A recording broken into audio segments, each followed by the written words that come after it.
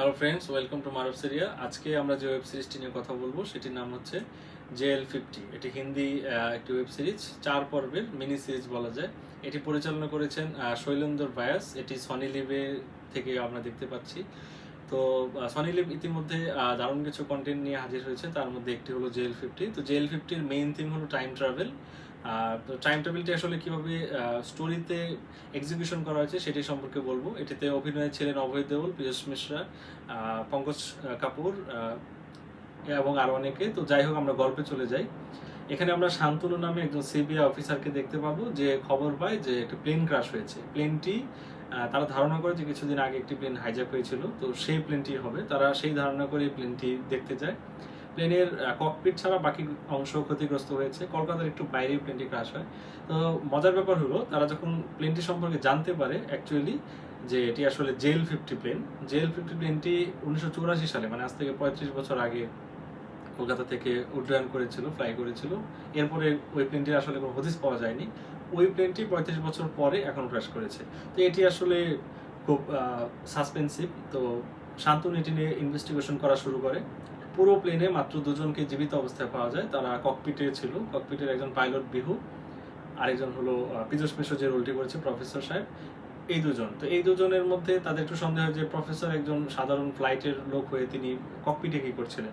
ধারণা করা হয় যে কোনোভাবে হয়তো বায়াস্ট করে বিমানটিকে হাইজ্যাক করে হয়তো এই দিক দিয়ে এনে ক্রাশ করা হয়েছিল।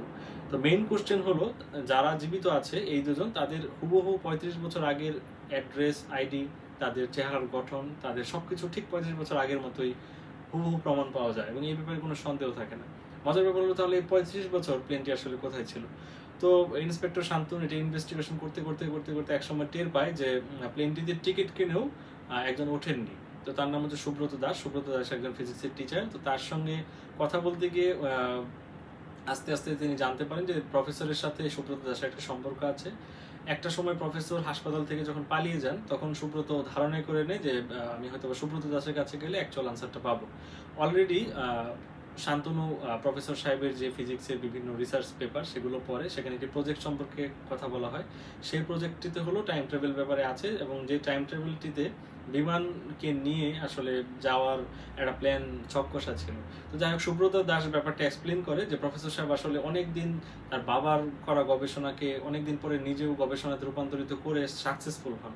এবং গবেষণাটি এরকম ছিল যে সংক্ষিপ্ত পথের মাধ্যমে অতীতকাল থেকে ভবিষ্যৎকালে চলে যাওয়া, যেটা 1984 থেকে আমরা 2019-এ চলে এসেছি।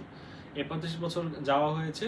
আকাশে বিভিন্ন রকম ওয়ার্ম হোল থাকে, ছোট ছোট ছিদ্র, আমরা সেটাকে দরজার মতো বলতে পারি।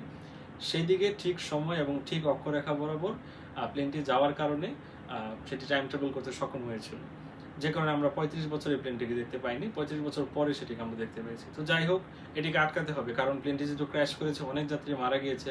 এটিকে যদি আটকানো যায় তাহলে অনেক যাত্রীর প্রাণ বাঁচবে, এই প্লেনটি ক্র্যাশ করবে না, এবং প্রফেসরের যে অসৎ উদ্দেশ্যটি ছিল তার প্ল্যানটি সাকসেসফুল করে, সেটি আর হবে না। তো এটি কি করা যায়? তো সুব্রত দাসের সঙ্গে সলা পরামর্শ করে শান্তনু ডিসিশন নেয় যে তারা ঠিক একই সময় বিহু যে আছে পাইলট, তার সহযোগিতায় তারা একই জায়গায় যাবে, কারণ বিহুর আবার মেমোরিতে এটা আছে যে তারা ঠিক কোন অক্ষাংশে বা কিভাবে গিয়েছিল। তো তারা সেখানে যায়, এবং ইন্টারেস্টিংলি তারা 35 বছর আগের জায়গায় পৌঁছে যায়, এবং সেখানে তারা চেষ্টা করে সফল হয় প্রফেসরকে আটকাতে, যে সে যেন আর এই প্লেনটি ক্র্যাশ করতে না পারে। কিন্তু এর মধ্যে আবার জটিলতার সৃষ্টি হয় সুব্রত দাসের সঙ্গে শান্তনুর। সুব্রত দাস নিজে সেই পেপারগুলো নিয়ে নিতে চাচ্ছেন, কারণ তার একটা লোভ জন্মে যায় যে সে এই রিসার্চ পেপারটি নিজের নামে করবে এবং সে এটি নিয়ে কাজ করবে।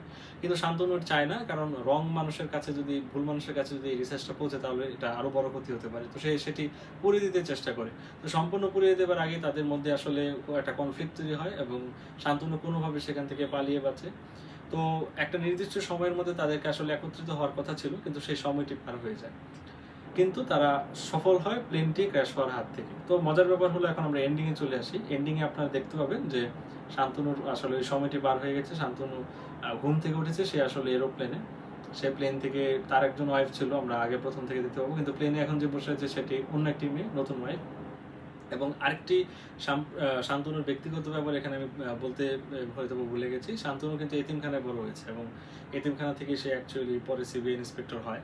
কিন্তু শান্তনুকে এতিমখানায় কে রেখে যায় এটা কিন্তু শান্তনু জানতো না। মজার ব্যাপার হলো শান্তনু যখন 35 বছর আগে ট্রাভেল করে তখন সে জানতে পারে যে বিহু যে মেয়েটি এটি আসলে তার মা। সে বিহু অবশ্য নিজে জানে যে শান্তনু তার বাচ্চাকে এতিমখানায় রেখে আসা হয়েছে সামাজিক কারণে। তো যখন বর্তমানকালে আমরা চলে আসি, প্লেন থেকে যখন শান্তনু নামে তার মায়ের সঙ্গে সে ওই এতিমখানায় যায় এবং আমরা বুঝতে পারি যে অলরেডি শান্তনু এই যে ক্র্যাশটা সেটিকে সেভ করতে পেরেছে এবং আর কোনো ক্র্যাশ হয়নি। শান্তনুকে তার মা এতিমখানা থেকে নিয়ে গিয়ে বড় করেছে এবং তার পরবর্তীতে আমরা আজকের এই শান্তনুকে দেখতে পাচ্ছি। এবং মজার ব্যাপার হলো প্লেনে কিন্তু শান্তনুর কলিগের সঙ্গে শান্তনুর দেখা হয়, কিন্তু সে তাকে চেনে না এই কারণেই, কারণ বর্তমানকালে কিন্তু কোনো সিবিআই ইন্সপেক্টর শান্তনু নেই। অলরেডি 35 বছর আগের ক্লাসটা এড়ানো গেছে বলেই আসলে আমরা এই শান্তনুকে পেয়েছি। ইন্টারেস্টিং কোশ্চেন একটি, যে শান্তনু যখন ঘুম থেকে উঠে প্লেন থেকে নেমে তার মাকে বলে, যদি না আমার নানু তোমাকে বলতো যে আমি এখানে আছি তাহলে তো তুমি আমাকে পেতে না। তো একটা ধারণা হতে পারে যে শান্তনু কি তাহলে ঘুমিয়ে আগের যে ঘটনাটা আমি বললাম সেটা স্বপ্ন দেখছিল কিনা, এটা একটা কোশ্চেন। আর দ্বিতীয় কোশ্চেন হলো শান্তনু যদি আগের ক্লাসটা ফিরে রুখতেই পারে, অ্যাভয়েড করতেই পারে, তো সেক্ষেত্রে বাকি জিনিসগুলো কি পরিবর্তন হবে না? মানে পৃথিবী তো আমল তার মতো করে চলবে, শান্তনু নিজের জিনিসটা চেঞ্জ করার পরে কি বাকি জিনিসগুলো অপরিবর্তিত থেকে যাবে কিনা, এটা একটা কোশ্চেন।